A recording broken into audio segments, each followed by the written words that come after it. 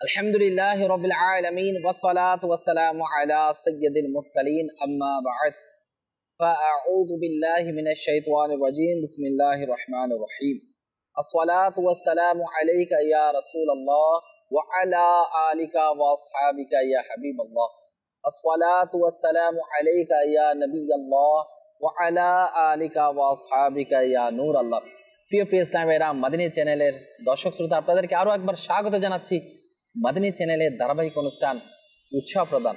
এই অনুষ্ঠানে যে যেখান থেকে দেখতে পাচ্ছেন আল্লাহ পাক আপনাদেরকে ভালো রাখুক, সুস্থ রাখুক সেই কামনাই করি। নবী পাক সাল্লাল্লাহু তাআলা আলাইহি ওয়াসাল্লামের উপর দরুদ শরীফ পাঠ করার অসংখ্য ফজিলত এবং বারাকাত রয়েছে। নবী পাক সাল্লাল্লাহু তাআলা আলাইহি ওয়াসাল্লামের উপর দরুদ শরীফ পাঠ করার ফজিলত এটাই এসেছে, নবী করিম রফুর রহিম সাল্লাল্লাহু আলাইহি ওয়াসাল্লাম ইরশাদ ফরমান, যে ব্যক্তি আমার উপর একবার দরুদ শরীফ পাঠ করবে আল্লাহ তাআলা তার উপর 10টি রহমত অবতীর্ণ করবেন, তার 10টি গুনাহ ক্ষমা করে দিবেন এবং তার 10টি মর্যাদা বৃদ্ধি করে দিবেন। আসুন মুহাব্বত নিয়ে নবী পাক সাল্লাল্লাহু আলাইহি ওয়াসাল্লামের উপর দরুদ শরীফ পাঠ করি। সাল্লু আলাল হাবিব সাল্লাল্লাহু তাআলা আলা মুহাম্মদ সাল্লাল্লাহু তাআলা আলাইহি ওয়াসাল্লাম। প্রিয় ইসলামী ভাইরা, মাদানী চ্যানেলের দর্শক শ্রোতা, বিবাহ একটা গুরুত্বপূর্ণ অংশ দ্বীন ইসলাম। বিবাহ বন্ধন বিষয়টা হাসির পাত্র নয়, বরঞ্চ একটা পবিত্র বিষয়। আর সন্তান সন্ততিকে যারা বিবাহ করেনি এদেরকে যথা উপযুক্ত সময়ে তাদেরকে বিবাহের ব্যবস্থা করানো উচিত এবং সেজন্য প্রস্তুতি গ্রহণ করা উচিত।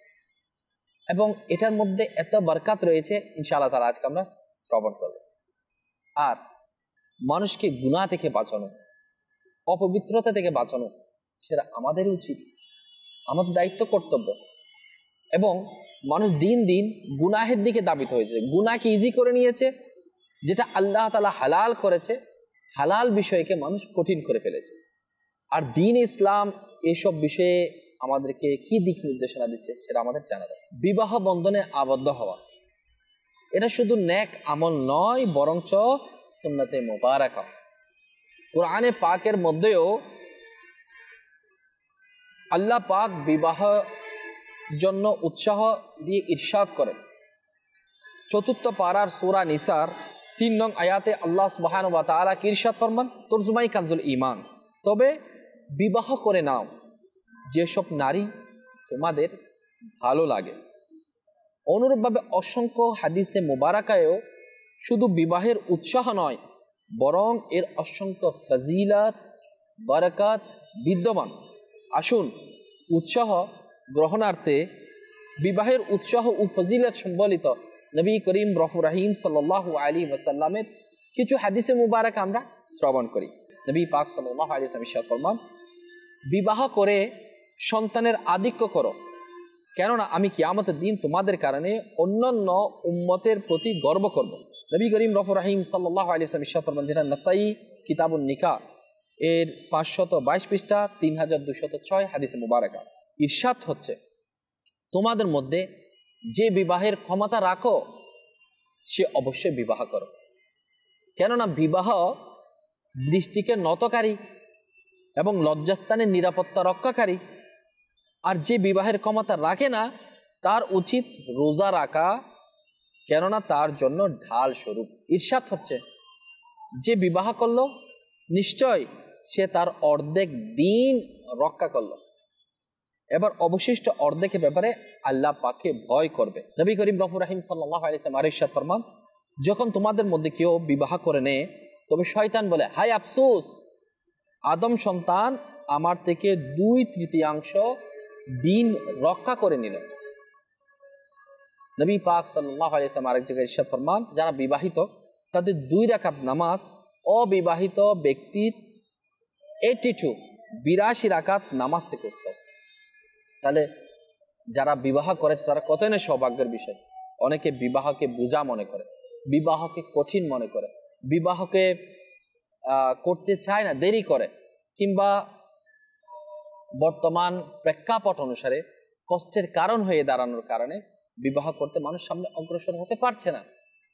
দিন দিন গুনাহের মাত্রা বৃদ্ধি পাচ্ছে। কুদৃষ্টি দেওয়া, বদনজর, অশ্লীল ফিল্ম দেখা, গান বাজনা শ্রবণ করা, অহেতুক বেহুদা কাজের মধ্যে নিজেকে নিয়োজিত করা এবং মানসিকভাবে ডিপ্রেশনের মধ্যে ভোগা ইত্যাদি ইত্যাদি কারণের মধ্যে, সমস্যার মধ্যে মানুষ সম্মুখীন হচ্ছে এবং জাহান্নামের আগুন ক্রয় করছে। অথচ আল্লাহ তাআলা যে বিষয়টাকে হালাল করেছে সেই বিষয়ে মানুষ ভ্রুক্ষেপ করছে না। আমাদের উচিত আমরা যাতে আল্লাহ তাআলা যাদেরকে কন্যা সন্তান দান করেছে, নিজের বোন রয়েছে, বেটি রয়েছে, তাদের বয়স যখন যত উপযুক্ত হবে, যদি ভালো পাত্র পাওয়া যায় তখন তাদেরকে যাতে বিবাহ দেওয়া হয়।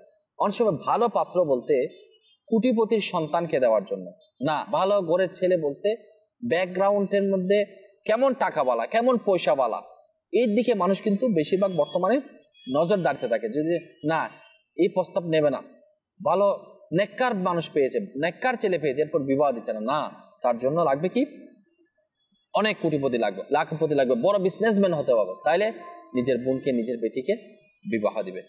এর দরুন যে সময় নষ্ট হচ্ছে, এর কারণে নিজের বেটি গুনাহের মধ্যে লিপ্ত হয়ে যাচ্ছে। ওদিকে অসংখ্য বেচারা বিবাহের সন্তানে পাত্রী খুঁজে বেড়াচ্ছে, কিন্তু পাত্রী না পেয়ে আল্লাহ তাআলা মাফ করুক গুনাহের কাজের মধ্যে লিপ্ত হচ্ছে। আল্লাহ পাক আমাদেরকে বুঝার তৌফিক দান করুক। বিবাহ এত কঠিন নয়, যদিও বা বর্তমানে সেটা কঠিন অবস্থানের মধ্যে অবস্থান করছে, কঠিন বিষয় হয়ে দাঁড়িয়েছে।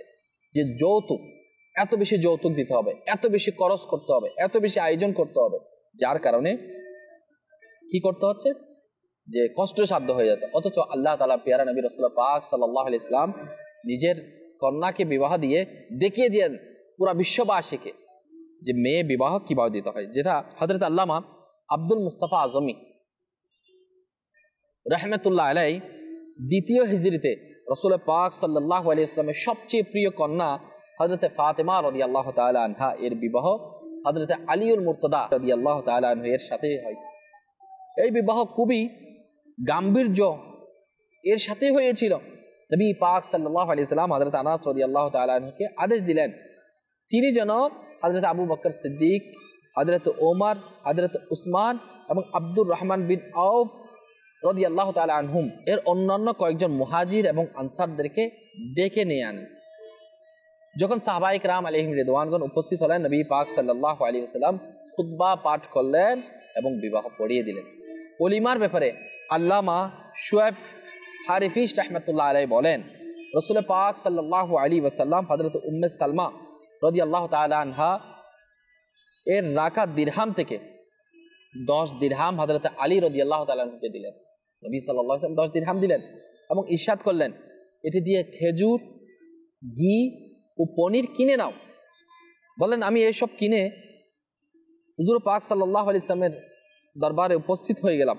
নবী সাল্লাল্লাহু আলাইহি ওয়াসাল্লাম চামড়ার একটি দস্তরখানা আনলেন, আস্তিন উঠিয়ে খেজুরগুলোতে ঘি মাখাতে লাগলেন, অতঃপর পনিরের সাথে এমনভাবে মিশিয়ে নিলেন যে প্রায় এক প্রকারের হালুয়া হয়ে গেল। সুবহানাল্লাহ সুবহানাল্লাহ। অতঃপর আলী রাদিয়াল্লাহু তাআলা আনহুকে ইরশাদ করলেন, হে আলী, যাকে ইচ্ছা ডেকে নাও। আমি মসজিদে নববীতে গেলাম এবং সাহাবায়ে কেরাম আলাইহিম রিদওয়ানগণদেরকে বললাম, রাসূল পাক সাল্লাল্লাহু আলাইহি ওয়াসাল্লামের দাওয়াত কবুল করো। সবাই উঠে এলেন। যখন আমি তার দরবারে আরজ করলাম মানুষ অনেক বেশি, তখন তিনি চামড়ার দস্তরখানাকে একটি রুমাল দ্বারা ডেকে নিলেন, ইরশাদ করলেন, 10 জন করে আসতে থাকো। দেখেন নবী পাক আলাইহিস সালাতু ওয়াস সালামের দরবার কেমন দরবার, যে আমি এমনই করলাম। ওই সাহাবা বলেন আমি এমনই করলাম। সাহাবায়ে কেরাম আলাইহিম রিদওয়ানগণ খাবার খেতে লাগলেন আর যেতে লাগলেন, খেয়ে চলে যেতে লাগলেন। করতে করতে সবাই খেলেন, একটু খাবারের মধ্যে কমতি হলো না। এমনকি নবী পাক সাল্লাল্লাহু আলাইহি ওয়াসাল্লামের বরকতে এই সামান্য খাবারটুকু 700 জন লোক সেই হালুয়া খেয়ে নিল। সুবহানাল্লাহ সুবহানাল্লাহ। আমাদের উচিত আল্লাহ পাক রব্বুল আলামিনের পিয়ারা নবী রাসূল পাক সাল্লাল্লাহু তাআলা আলাইহি ওয়াসাল্লামের সুন্নতকে অনুসরণ করা। আজকে আমরা বিবাহত হচ্ছে কিন্তু বরকত পাচ্ছে না। বরকত কেন পাচ্ছে না? বিবাহের মধ্যে খরচাপাতি বৃদ্ধি করেছে। অথচ আল্লাহ হাবিব সাল্লাল্লাহু আলাইহি ওয়াসাল্লাম দিক নির্দেশনা কেমন? নবী পাক সাল্লাল্লাহু আলাইহি ওয়াসাল্লাম ইরশাদ ফরমান, খুবই বরকতময় বিবাহ হলো সেটাই যাতে বোঝা কম হয়। হাকিমুল উম্মাত মুফতি আহমদ ইয়ারকান নাঈমী রাহমাতুল্লাহ আলাইহি এই হাদিসে পাকের ব্যাখ্যায় বলেন, যেহেতু বিবাহ এটা উভয় পক্ষের একটা বিষয় রয়েছে, কনে পক্ষ এবং বর পক্ষ দুই পক্ষের খরচ কম হয়, মোহরানাও যদি সামান্য হয়, যৌতুক বেশি না হয়, কোনো পক্ষ যাতে ক্ষতিগ্রস্ত না হয়, কোনোভাবে যাতে শর্তাবলী কঠিন না হয়, আল্লাহ পাকের বর্ষায় মেয়ে দেওয়া হয়, সে বিবাহ খুবই বরকত বর্ণিত হয়। এরূপ বিবাহ শান্তির নীড়ে পরিণত হয়ে যায়। সুবহানাল্লাহ, সুবহানাল্লাহ। আল্লাহ তাআলার প্যারা নবী রাসূল পাক সাল্লাল্লাহু আলাইহি ওয়াসাল্লাম এর সুন্নাতকে আমির আহলে সুন্নাত আদায় করেছেন। আমির আহলে সুন্নাত এক মাদানী মুযাক্কারা কিছুটা এভাবে বলেন যে আমি পূর্ণ চেষ্টা করেছি আমার যে হযরতে ফাতিমা রাদিয়াল্লাহু তাআলা আনহাকে নবী পাক সাল্লাল্লাহু আলাইহি ওয়াসাল্লাম যা যা প্রদান করেছেন তা আমি অনুসরণ করব নিজের মেয়েকে বিয়ে দেওয়ার সময়।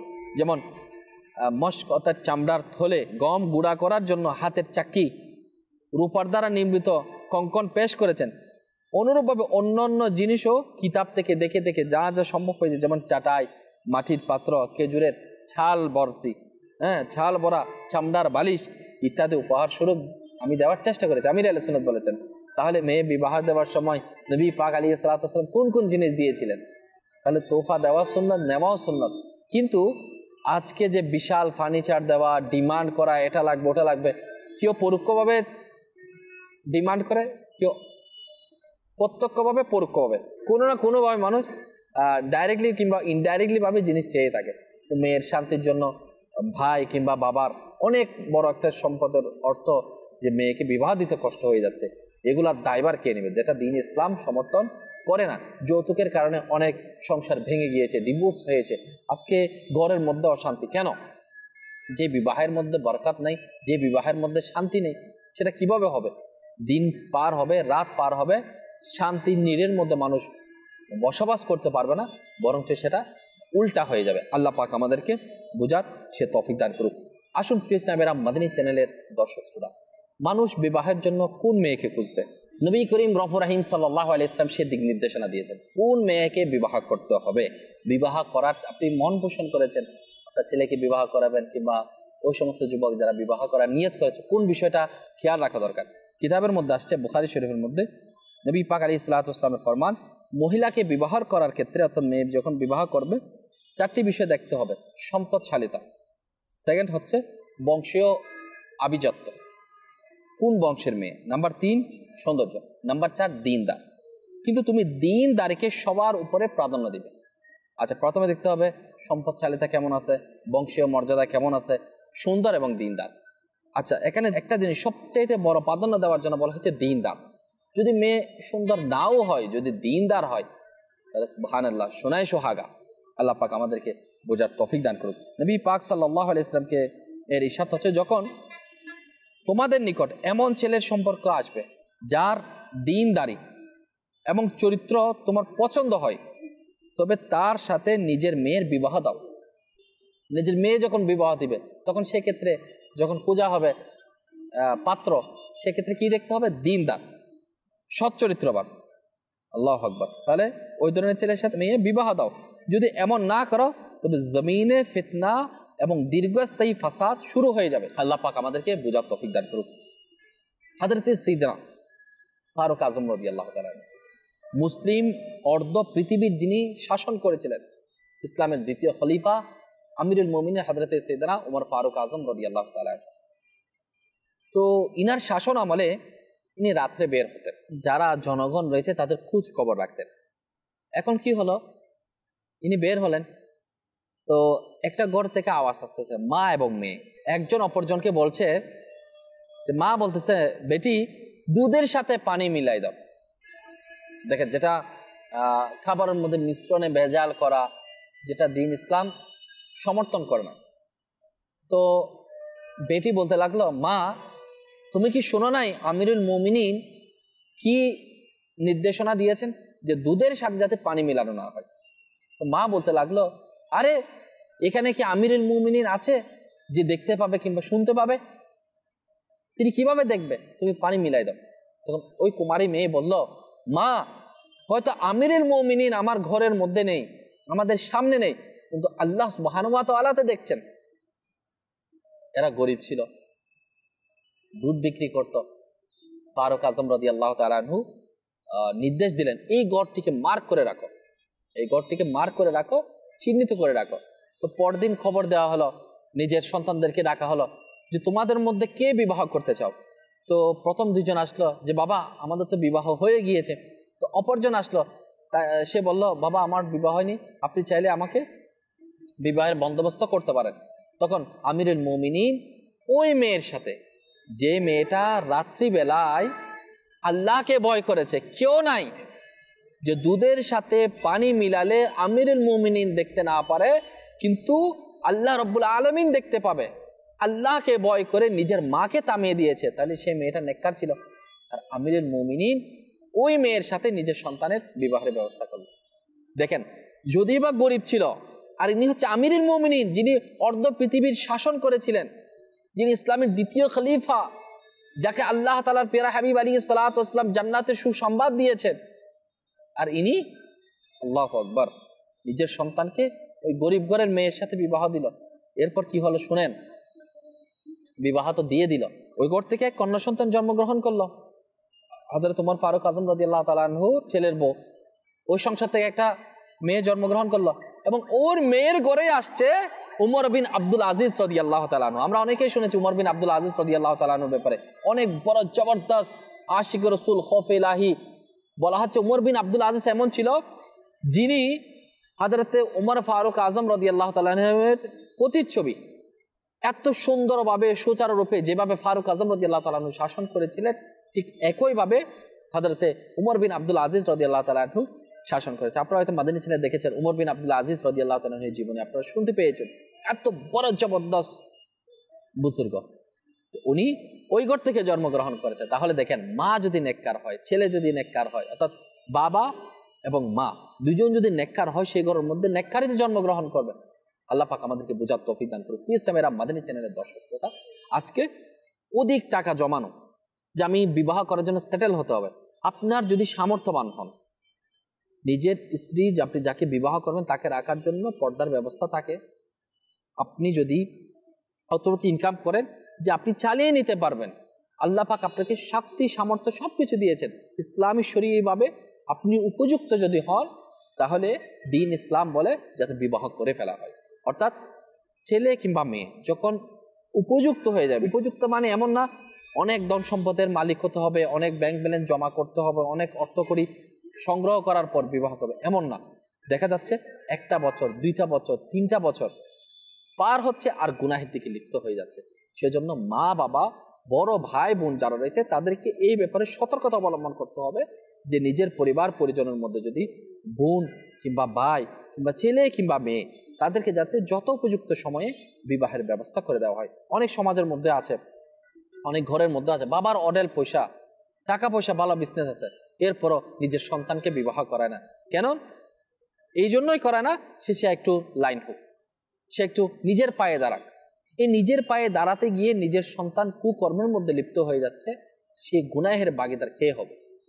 আল্লাহ আমাদেরকে হেফাজত করবে। এরপর অনেক মেয়ের বিভিন্ন জায়গা থেকে আল্লাহওয়ালা, দিনদার, পরেশগার ব্যক্তি রয়েছে, অফার দেয় বিবাহের জন্য কিন্তু দেয় না। কাকে দিবে? এমন অনেক সময় দেখা যাচ্ছে লম্পট আছে, শরাবখুর আছে, অবৈধ ইনকাম আছে, কিন্তু তার মধ্যে আত্মমর্যাদাবোধ সম্পন্ন ব্যক্তি না, এরপরে নিজের মেয়েকে ওখানে বিবাহ দিয়ে দিচ্ছে। আর সেই সংসার কতদিন টিকতেছে?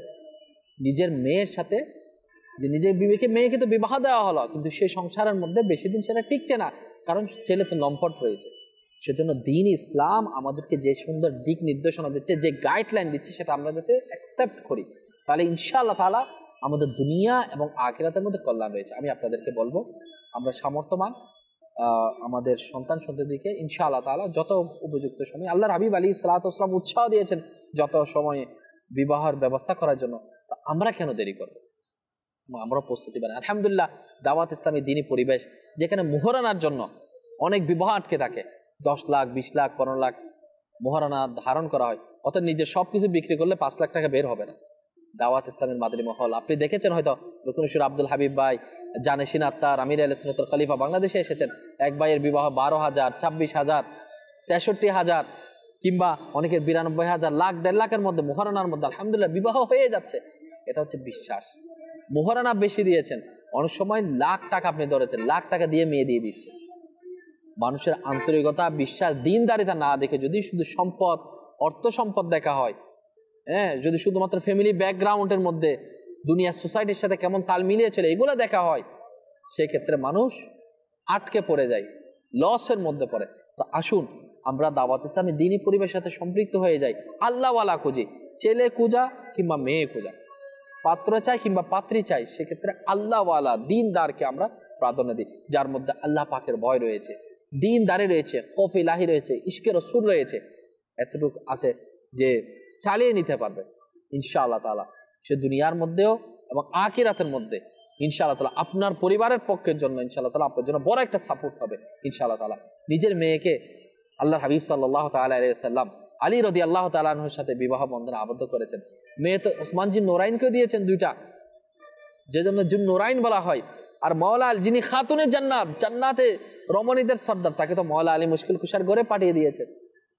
আল্লাহ পাক আমাদেরকে দ্বীন ইসলাম সম্পর্কে বুঝার, অনুধাবন করার এবং সে মোতাবেক আমল করার আল্লাহ আমাদেরকে সে তৌফিক দান করুক। আমরা নিয়ত করি ইনশাআল্লাহ তাআলা আমরা গুনাহ থেকে নিজেকে বাঁচাবো। আল্লাহ তাআলা যেটাকে বৈধতা দান করেছেন, বেবিচার গুনাহ আর বিবাহ হালাল, এটার মধ্যে সওয়াব আর সওয়াব। স্বামী স্ত্রী মুস্কি হাসা, এক অপরের দিকে তাকানো, এটা সওয়াবের কাজ। আর যদি পরনারীর দিকে তাকানো হয়, পর পুরুষের দিকে তাকানো হয়, সেটা বেবিচার হয়েছে, গুনাহ হয়ে যায়। আল্লাহ পাক আমাদেরকে বুঝার তৌফিক দান করুক এবং আল্লাহ পাক আমাদের সবাইকে আত্মসম্মান বোধ দান করুক এবং আল্লাহ দরবারে ফরিয়াদ করে আল্লাহ পাক আমাদের চরিত্রকে নবী পাক সাল্লাল্লাহু আলাইহি ওয়াসাল্লামের চরিত্র মুবারকের ঝলকে আল্লাহ আমাদেরকে উত্তম করুক। আমিন বিজাহি নবিল আমিন সাল্লাল্লাহু তাআলা আলাইহি ওয়াসাল্লাম।